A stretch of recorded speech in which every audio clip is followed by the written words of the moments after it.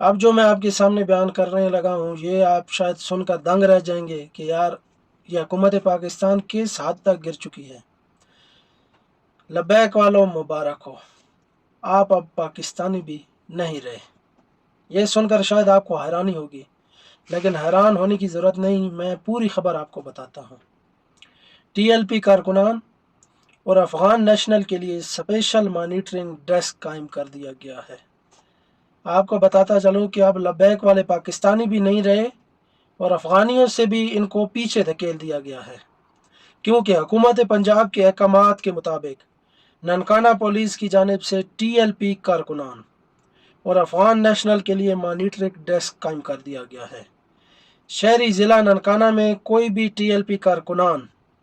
یا افغانیوں کے متعلق اطلاع دینا چاہیں تو اس کی شناخت بھی ظاہر نہیں ہوگی، اور ان کوڈڈ سسٹم کی بنیاد پر اطلاع دینے والے کا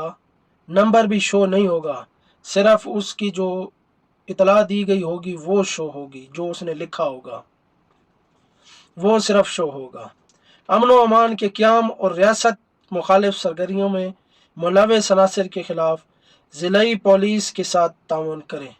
منجانب ڈی پی او ننکانہ صاحب فراز احمد۔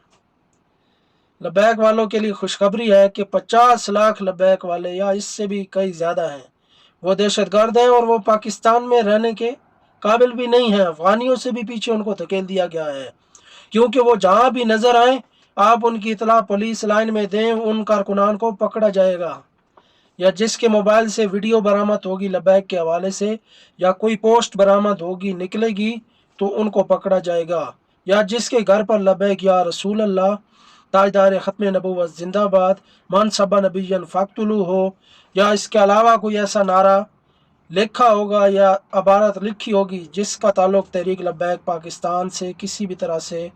کنیکٹ کر رہا ہوگا، ان لوگوں کو پکڑا جا رہا ہے۔